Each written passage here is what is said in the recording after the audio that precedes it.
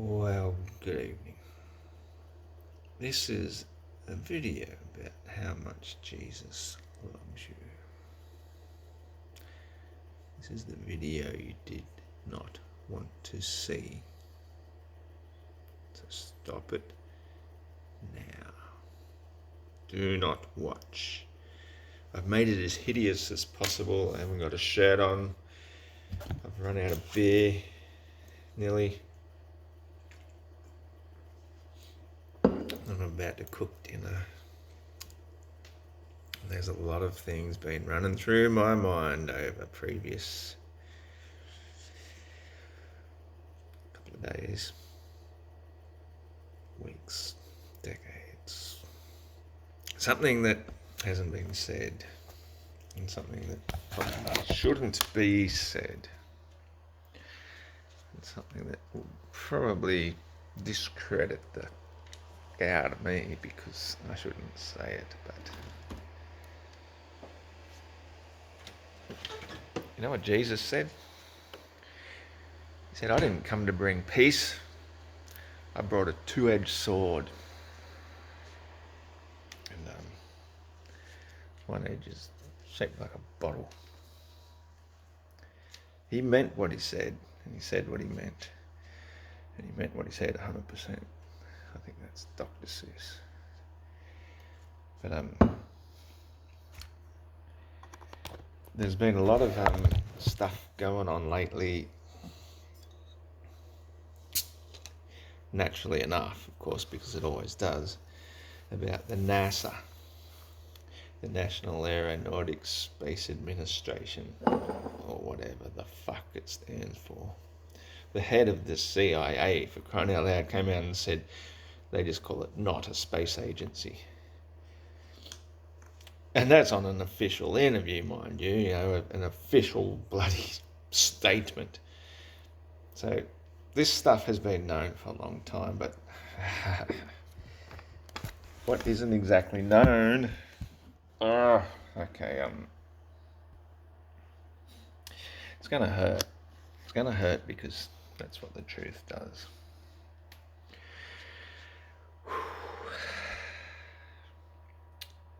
See, I'm one of those people that I'm an analyst. See, I can analyse it. I've had boogers run out this nose for the last 16 months straight, and I've bleached that little bit of hair. And therefore I can tell it's actually a genetic fault that happened because I got a scar on the lip. But, people think it's booger. So be it upon them. Yes, I know. Getting off track because I'm avoiding the harsh, discomfortable truth, which is equally as uncomfortable as it is discomfortable.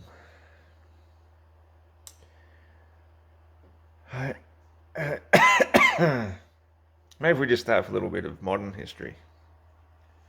This one will actually.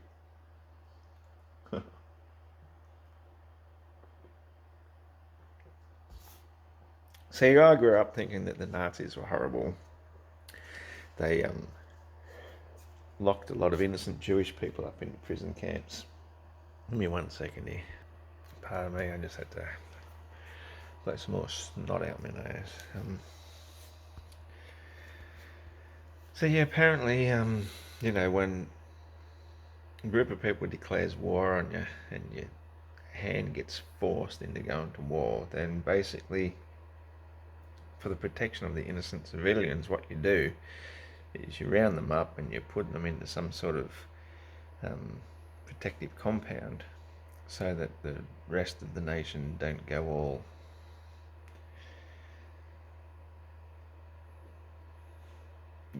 just like as for their own protection. You know what I mean? Like it's a little bit like what happened in Australia and by the same token in California, is that when we went to war with Japan, basically the Japanese people who lived in the nation, they just got advised for their own protection they'd be better off in a protective compound protected by armed military so that the native-born people of the nation decided that if they wanted to go a little bit vengeant on them, um, they'd have a little bit of protection. You know what I mean?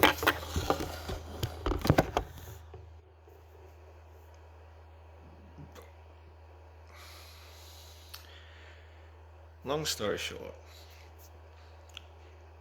what I've done quite by accident, I didn't want to find upon this, but as a result of being a flat earther and investigating into all the possible scenarios and everything that I could about the flat earth, the history of the US military is basically most of the news that we get. So what happened with the US, the attack of Pearl Harbor, the stuff that happened after the war. Then we've got Operation High Jump, Operation Deep Freeze, we've got Operation Fishbowl, Starfish Prime. There's so many different things that happened after the war. Now what gets me is if we probe a little deeper into it all and we look at what happened, Operation Paperclip. Well, what happened there is like not just a few dozen or a few hundred, but thousands of some of the best scientists, propaganda agents. Now, this is the important thing to remember: propaganda agents. Thousands of them were. There is a word for it. It's not coming to me. It's not rescued. It's not. Basically, they're taken as the spoils of war from Germany after Germany was defeated at the end of World War II. Now, hear me out. This is a conspiracy theory, probably as deep as any I've heard before, but all the pieces fit together as a result of looking into flat Earth. Now, let's rewind just a little bit before the flat Earth. Like, obviously, end of World War II, is that obviously there were a group of concerted, I can't use the word gentlemen, but gentrymen might be close enough to be acceptable to use. There were a bunch of people that had decided from a long time ago that they had this new world order plan to have a one world government, and they wanted their headquarters to be in accordance with scriptures and all that sort of stuff, that it had to be built in the promised land, Jerusalem, which is Palestine. Now, back in the end of the World War I era and prior, I mean, the English had been invading the whole world, and they had an empire where the sun never set, basically. That's the story goes. They had conquered so much of the world. What they did to India is just probably what they did to every nation that we never really heard that much about is what they've done everywhere. Australia,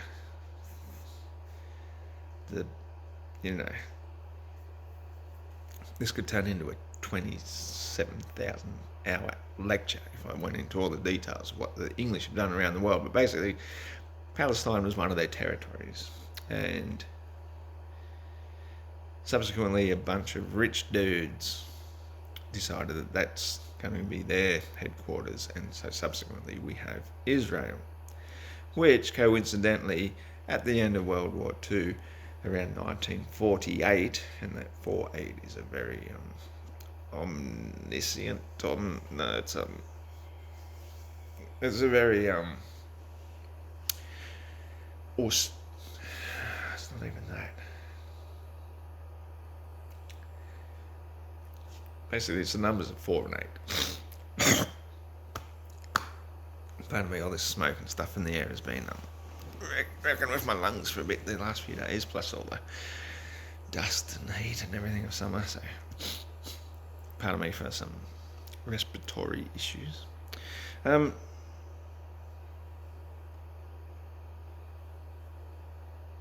So what exactly happened in World War II? We know Hitler was basically appointed. He was allegedly even related to the Rosicrucian family. He's obviously, you're not going to be somebody that comes out of prison and becomes a world leader or a national hero or any of those sort of things unless you've got assistance. And he obviously wrote Mein Kampf. I've never actually read that book and probably got no intentions of it, though I would find it quite interesting for historical purposes to actually read it someday, but at this stage it's hasn't been on my reading list.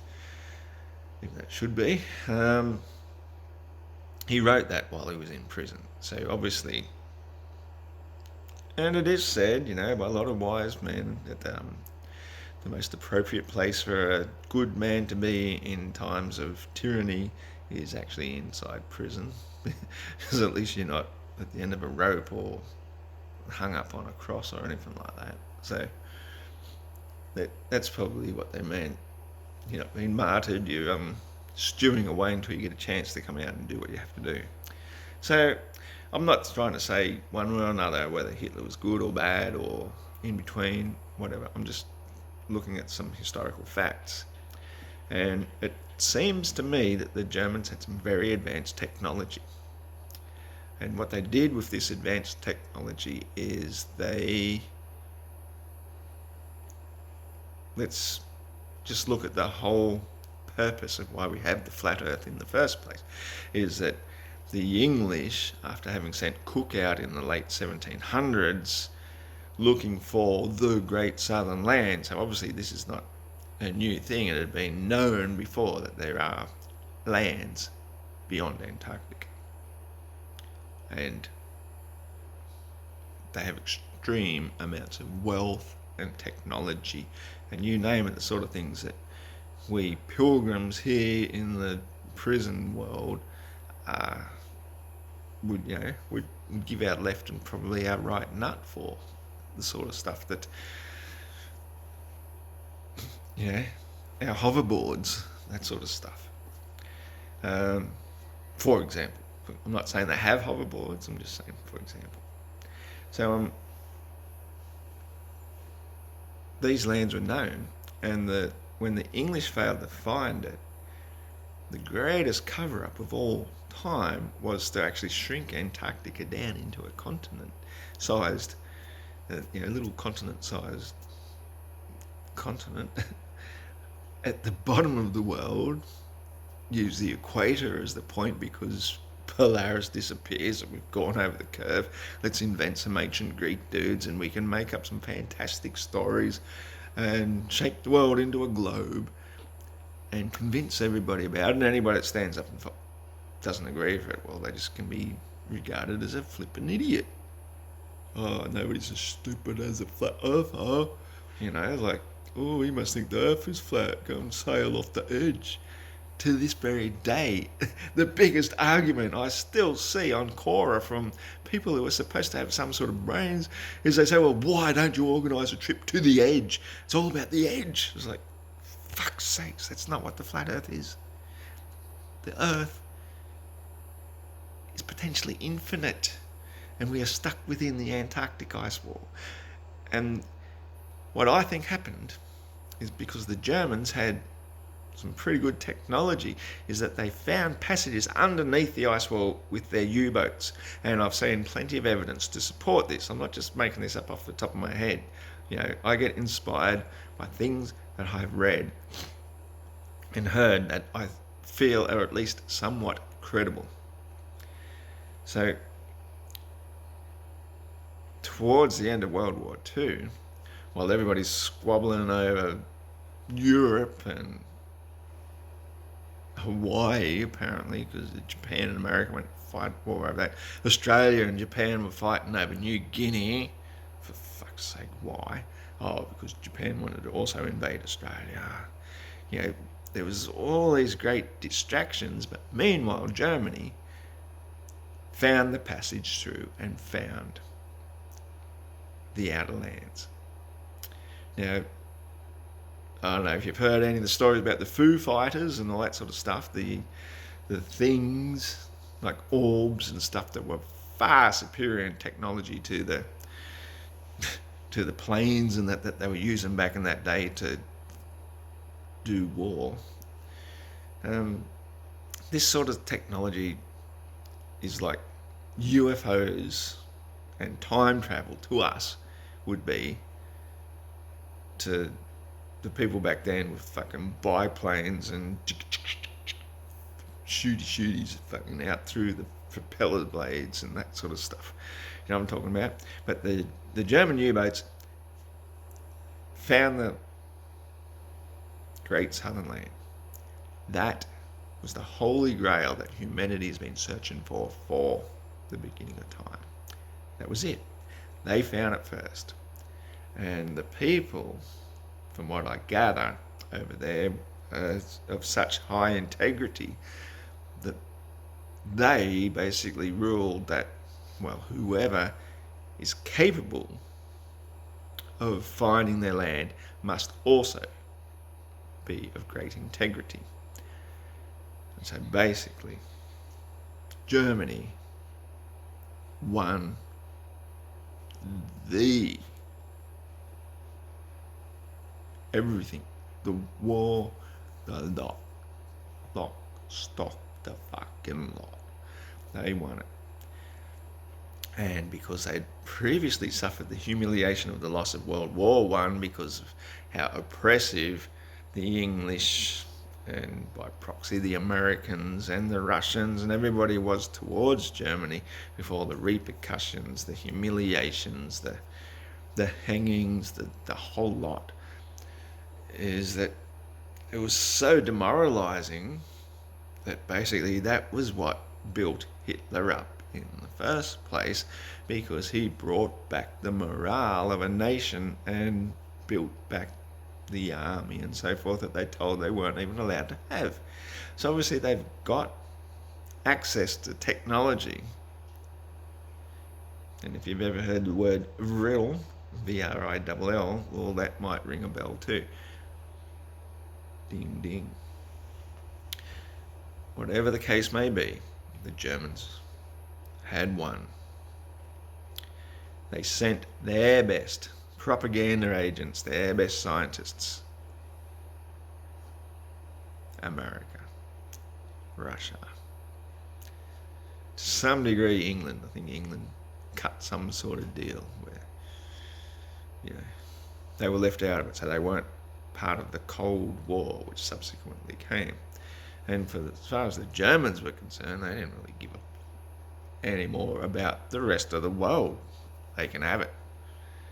They've got the Holy Grail. They have found the Mecca, the everything that people in this world couldn't even begin to comprehend.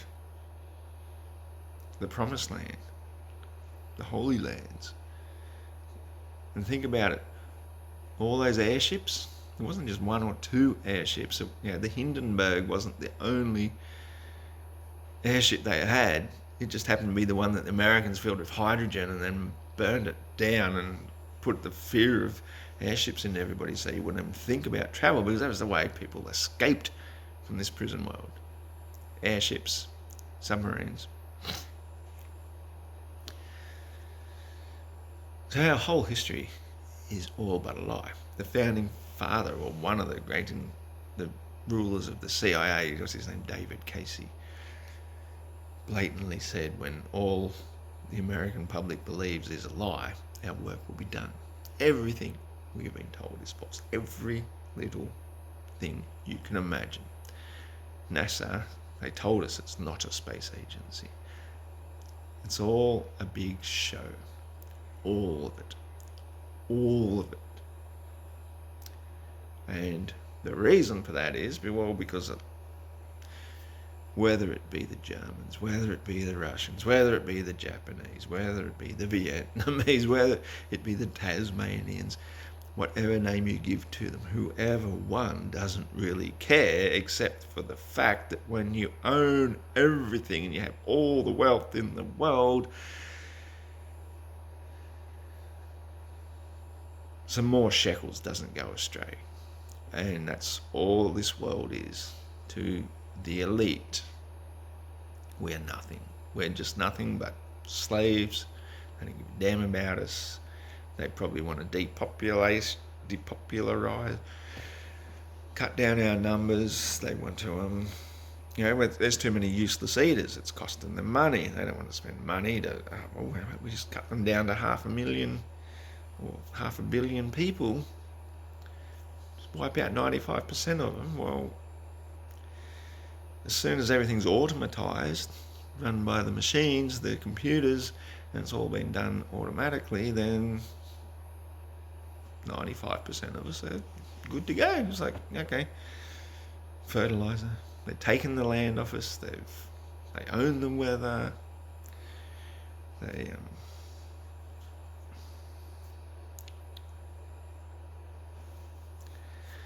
here's the bit I didn't want to talk about, because I was able to extrapolate that from the things that I've heard and learned.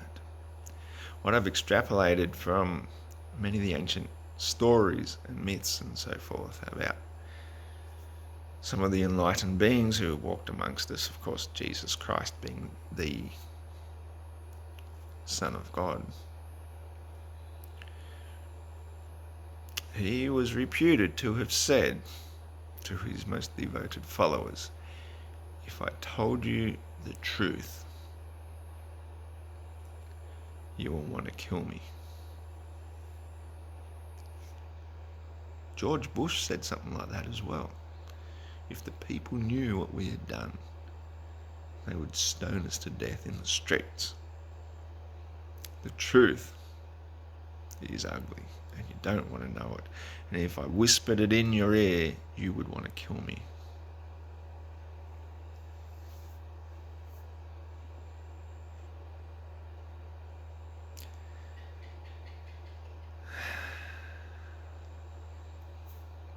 My gut is telling me I'm not supposed to say it.